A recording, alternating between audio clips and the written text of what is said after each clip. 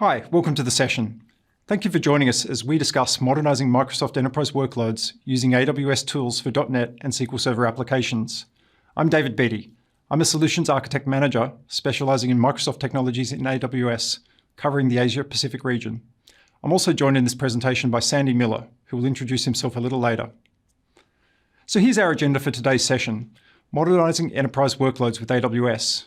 We'll talk about what we mean by modernisation on AWS, and more specifically, what is Microsoft Modernisation.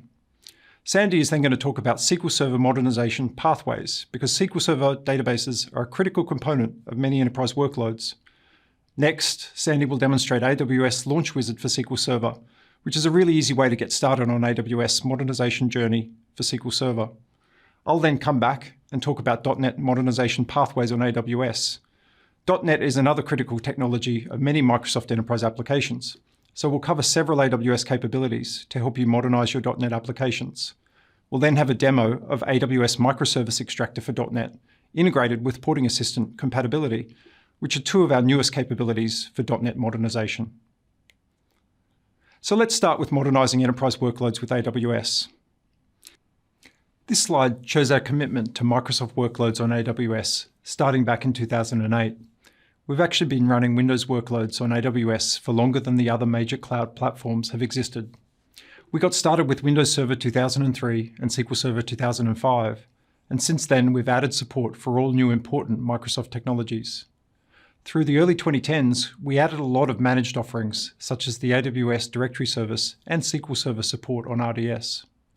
More recently, at the top right of this chart, our innovations have focused on developer capabilities for app modernization and .NET development, including the Porting Assistant for .NET and the Microservice Extractor for .NET.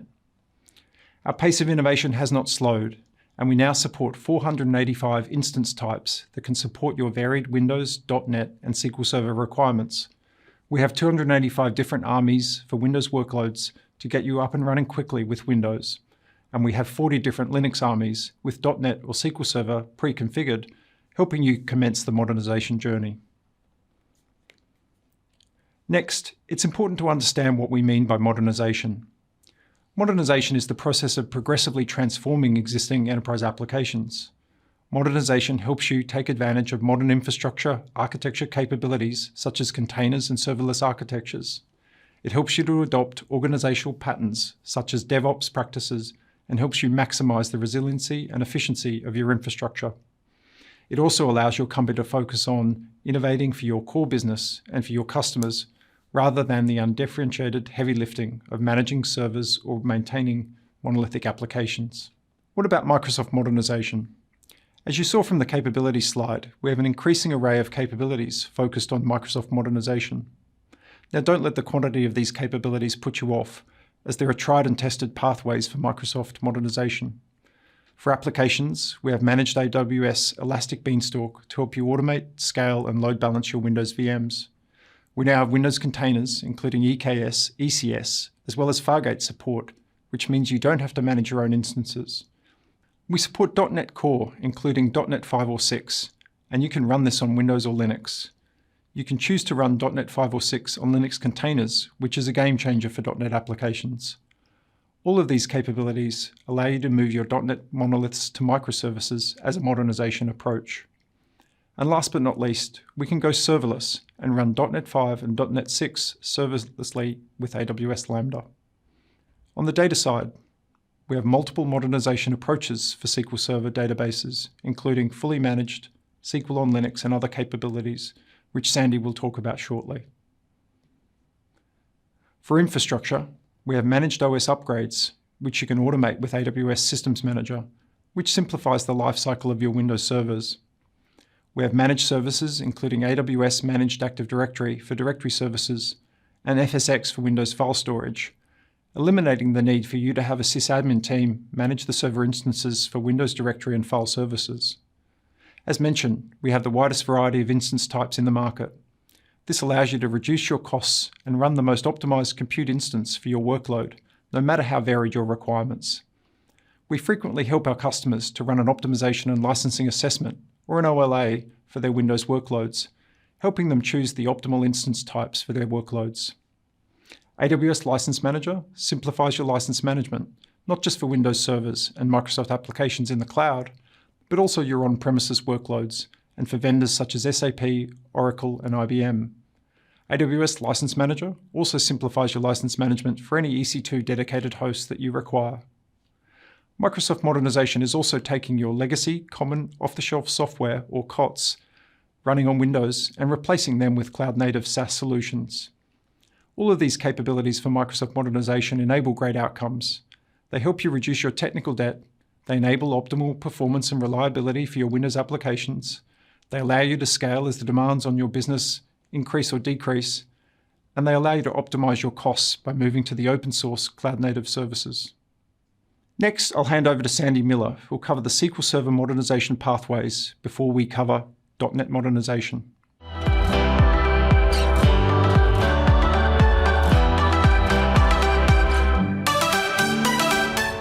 Thank you, David. I'm Sandy Miller. I'm a solution architect specialising in Microsoft technologies on AWS, covering the Asia Pacific region. Let's talk about SQL Server modernisation pathways. Firstly, we support SQL Server on Amazon EC2 Windows instances. For many customers, they can bring their own SQL Server licenses to AWS, allowing them to utilise existing investments in SQL Server licenses.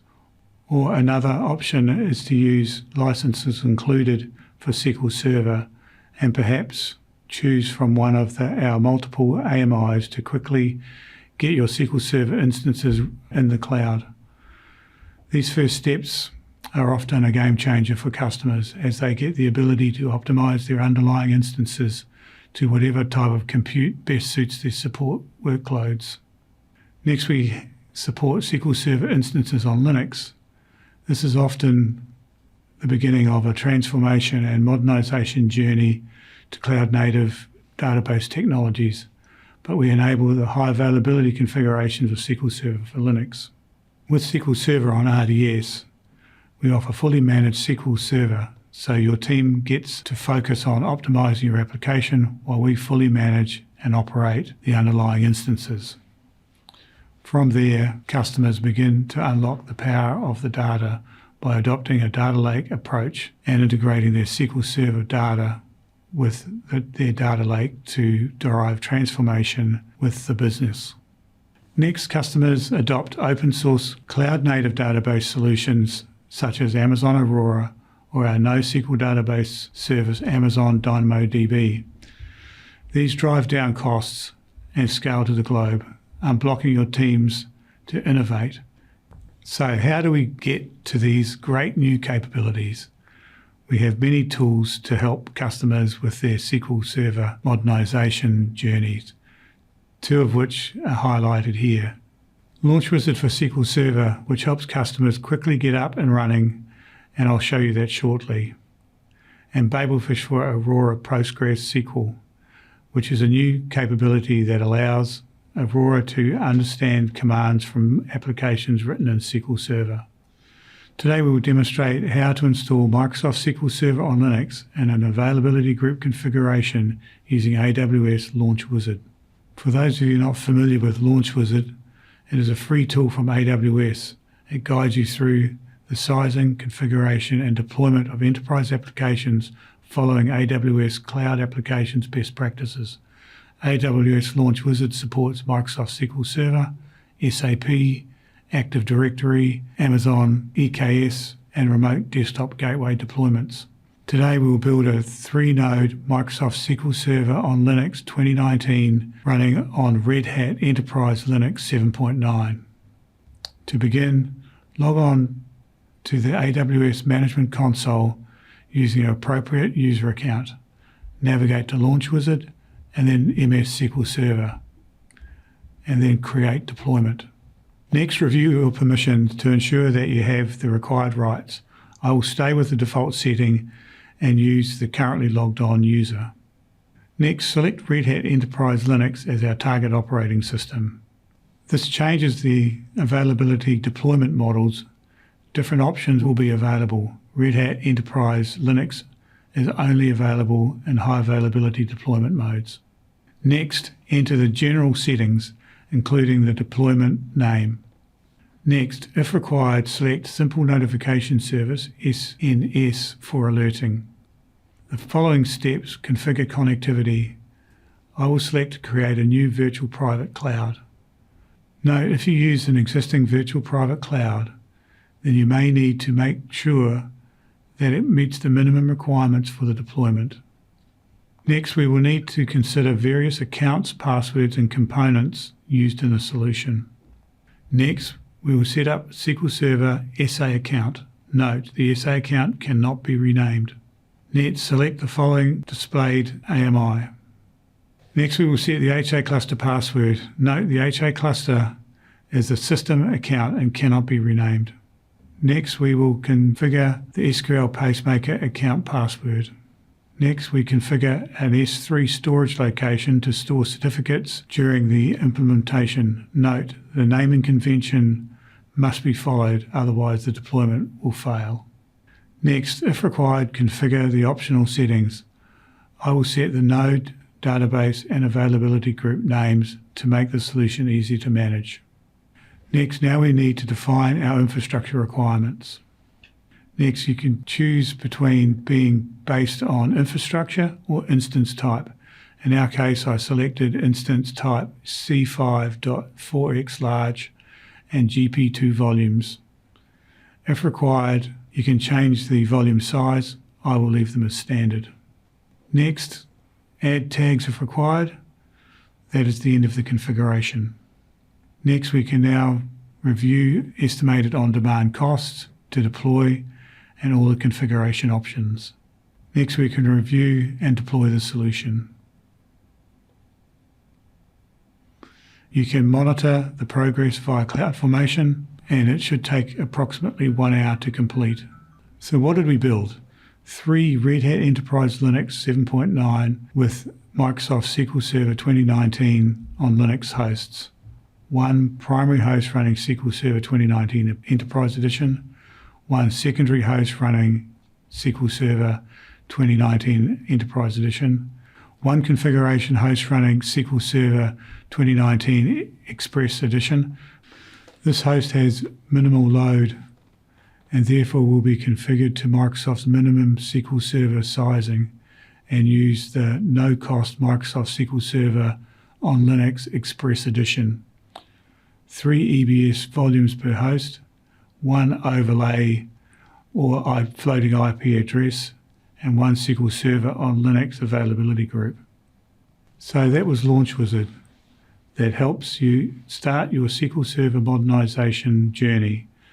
Let's briefly touch on Babelfish, one of our newer capabilities for database modernization. Babelfish allows you to accelerate your transition from SQL Server to an open source cloud-native database solution, Amazon Aurora for PostgreSQL. Considering that the majority of the cost in running SQL Server database is not the compute or the storage costs, but the licensing costs, our customers are finding the modernization path to Aurora compelling.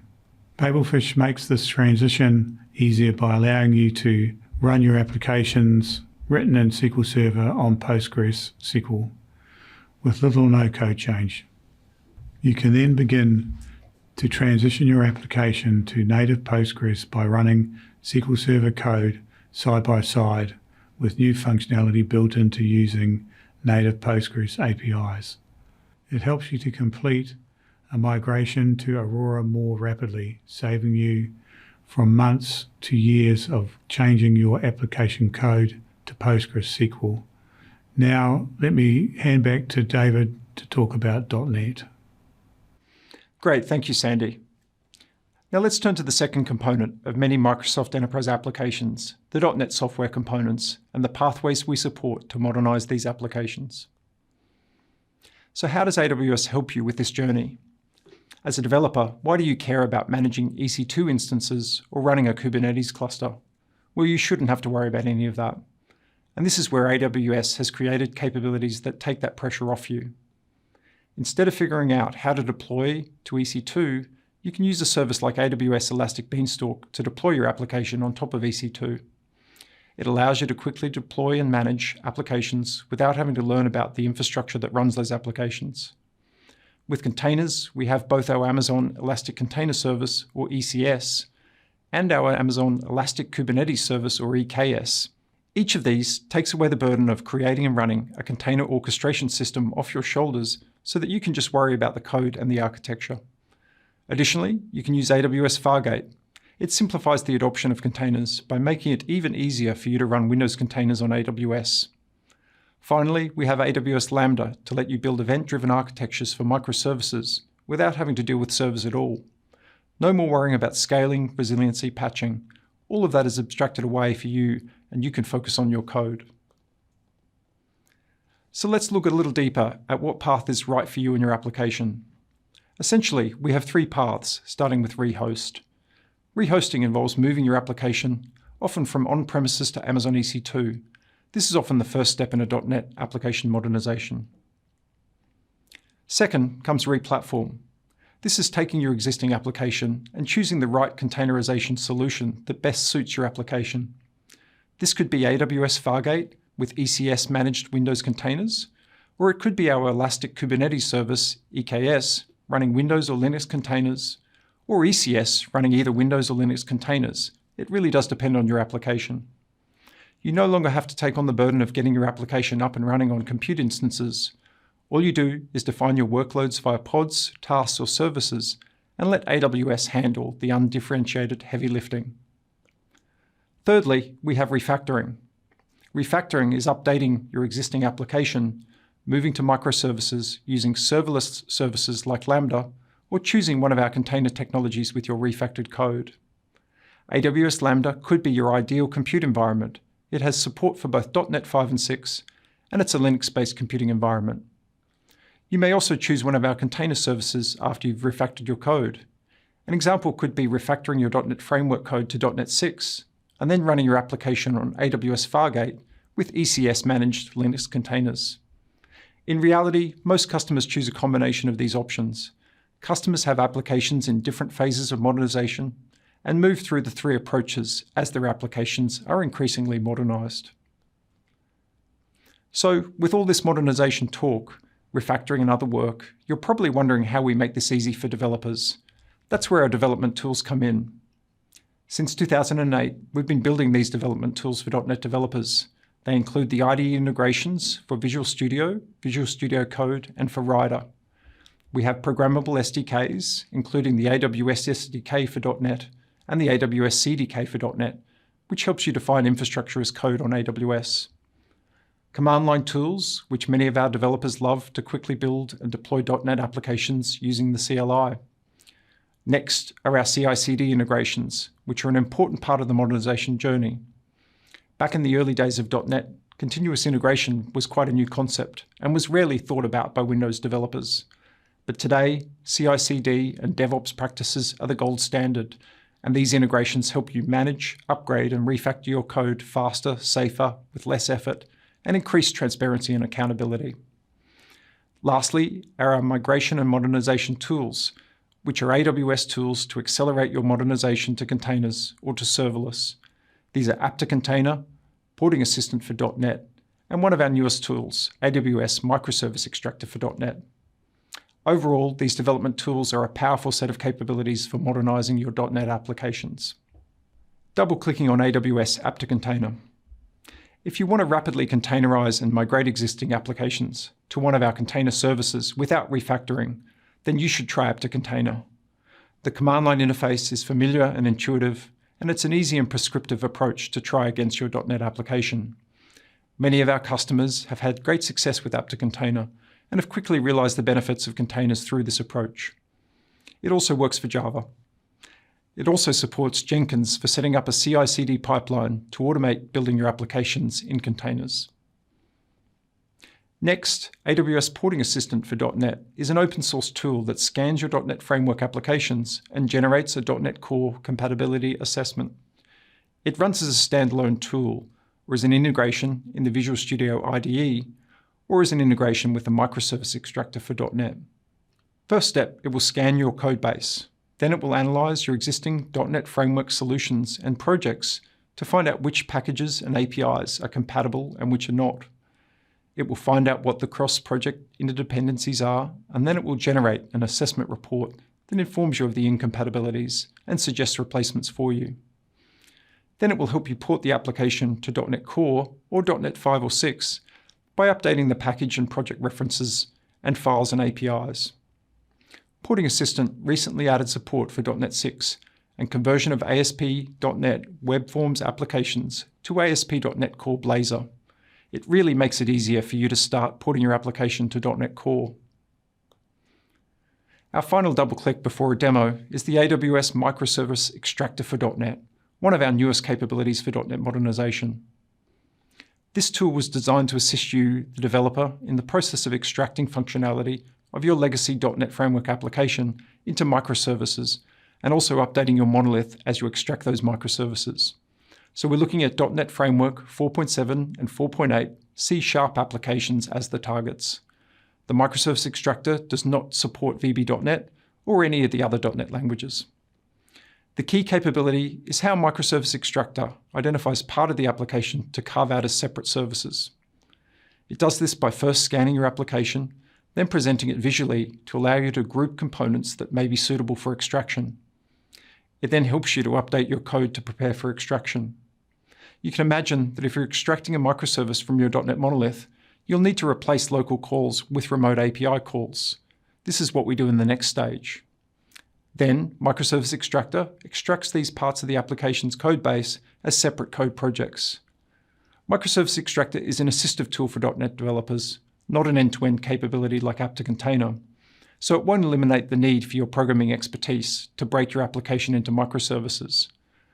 But integrated with the Porting Assistant for .NET, it can greatly improve the velocity of transformation as you refactor your .NET applications. So let's look at a demo for these capabilities. First, let's get everything we need installed for this demo. We need the .NET Core 3.1 SDK. It's a dependency for the Porting Assistant. Then download and install the Porting Assistant for .NET. Download and install the Microservice Extractor for .NET. If you're setting up a new machine, also download and install SQL Server Express 2019 and also Visual Studio 2022 Community Edition. Once you've downloaded and installed these components, we can configure. Launch the Porting Assistant for now. Click on Get Started and select your target framework. You'll need to create an AWS name profile, which requires a profile name and some AWS credentials. Get these from IAM. You'll need an AWS Access Key ID and AWS Secret Access Key. Then add the profile.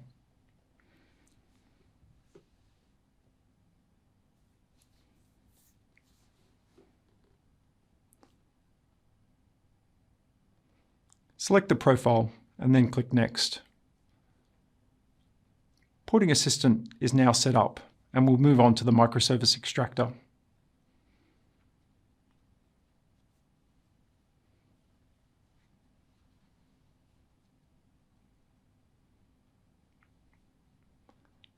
Open the Microservice Extractor. Choose Get Started.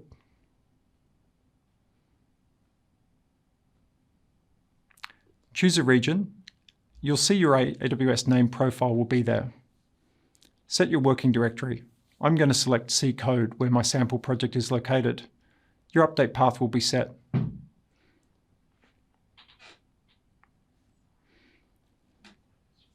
Click Update and then you're ready to go with the Microservice Extractor. But first, we'll take a look at the application we're going to extract. I'll browse into my code, choose my solution, and fire up Visual Studio. Essentially, what we have is a standard ASP.NET MVC monolithic application with a number of different controllers that call into our business services, such as inventory and shopping cart, that then call into our data models.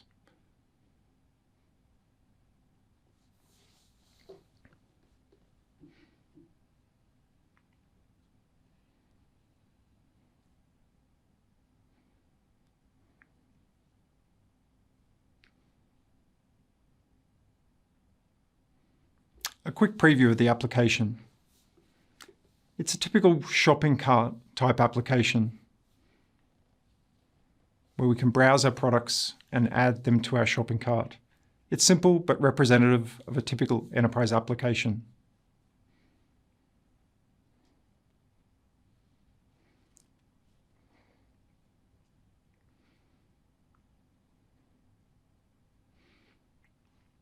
So onto Microservice Extractor. So we'll onboard the application and we'll show you how the Microservice Extractor is integrated with the Porting Assistant compatibility checks for .NET. Click on Onboard Application, give your application a name, browse into your source code and choose your solution. The runtime profiling data is optional. Because we've installed the .NET Porting Assistant, we can check the box to include .NET Core compatibility data into the visualization, which we'll do here. Then click Onboard Application. This can take a couple of minutes depending on the size of your application.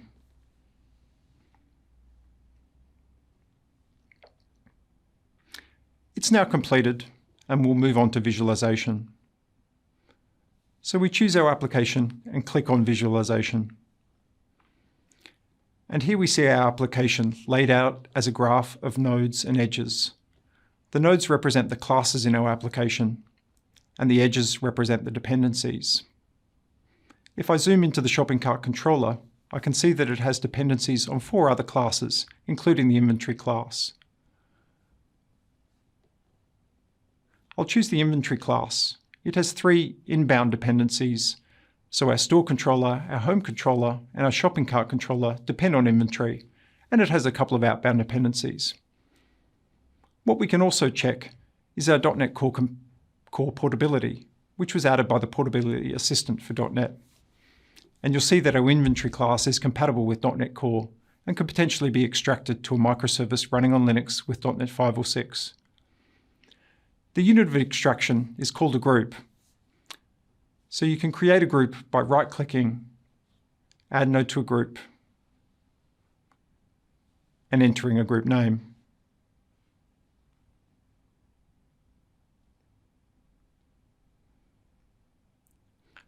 I'll use inventory service to extract this individual class into my microservice. I could also extract more than one class into the microservice by adding it to this group, but we'll just use this one.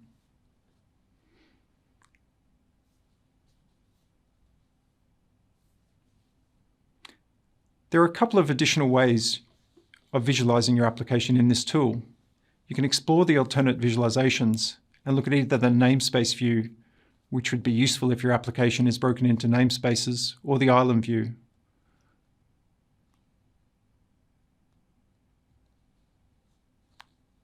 We'll go back to the main view. We see our inventory service here, and we right-click and choose Extract Group as a Service. This stage is where the Microservice Extractor for .NET will go and break our monolithic application into a microservice, and it will also produce an updated monolith, refactored to enable it to call the microservice with remote calls. We'll give the microservice a name, which will also be Inventory Service.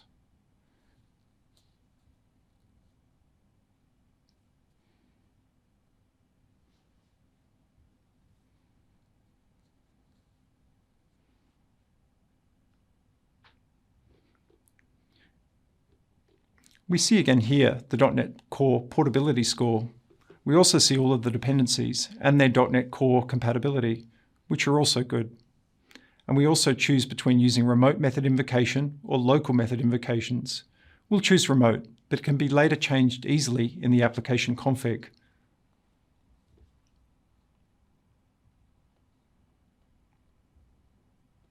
Then we choose Extract. Now, this will take a couple of minutes depending on the size of your application.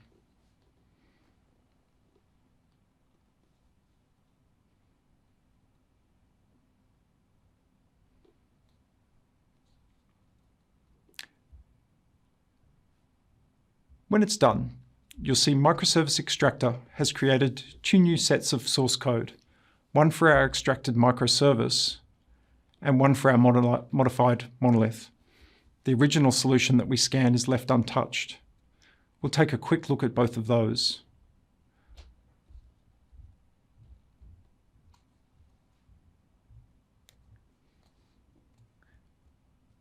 Let's start first with the extracted microservice, which I've opened up here. You'll note that the inventory class has been copied across from the original monolith and is here. Its dependencies, you'll note the various models that it depended upon are also copied across. The new thing that you'll see is actually the API controller called Inventory Controller, which defines the REST API, which is the main interface for the microservice. And you'll see this defined here with all the REST methods defined.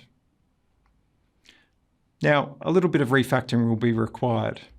In our case, it's copied across some migrations from the original monolith, which we'll need to clean up before we compile and run the microservice. Next, we'll look at the modified monolith that has been created by the Microservice Extractor. I've got this open here. Two things I just want to show you. If we look at the home controller, you can see now that the inventory service is accessed through this inventory endpoint factory. What you'll also note is that we have an endpoint adapter folder, and underneath there you'll find our inventory endpoint. So this allows our application, our modified monolith, to choose between using our new microservice or between using local code. And that's the advantage of using this endpoint factory adapter pattern. If we want to switch from using the microservice code back to local, we can do that with a simple config change in web.config.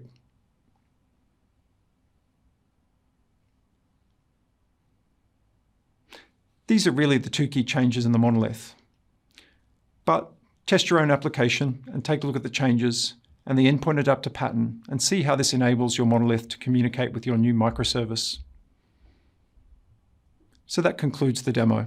Some final thoughts to share today are on cost savings you can achieve with Microsoft Modernisation as you transform your applications from legacy.NET and SQL Server and achieve the full benefits of modern serverless application architectures, from scalability and resilience to security to ease of maintenance and the ability to innovate rapidly. The savings you can achieve make a compelling business case for your modernisation journey. Many of our customers have gone well beyond this as they modernise their Windows applications to cloud-native solutions. Simply moving from .NET Framework on EC2 Windows to .NET on Linux can potentially save you almost half your costs. Graviton 2 can help you achieve an even greater price performance, particularly with the latest ARM optimizations for .NET 6. Go ahead and give these a try, along with the tools we covered for SQL Server and .NET Modernisation. That ends our session for today. This is David Beattie, together with Sandy Miller. Thank you for joining us. Check out our free digital courses and learning plans to gain more confidence and hands-on experience with AWS, or attend our instructor-led classes by qualified AWS instructors and learn how to design, deploy, and operate a highly available, cost-effective, and secure modern data ecosystem in AWS. You can also access exam guides to validate your technical expertise with AWS and prepare for AWS certification. Thank you again for attending, and we really appreciate your feedback so that we can better understand the topics and services you would like to know more about. So please do take the time to fill out our survey and let us know what you think.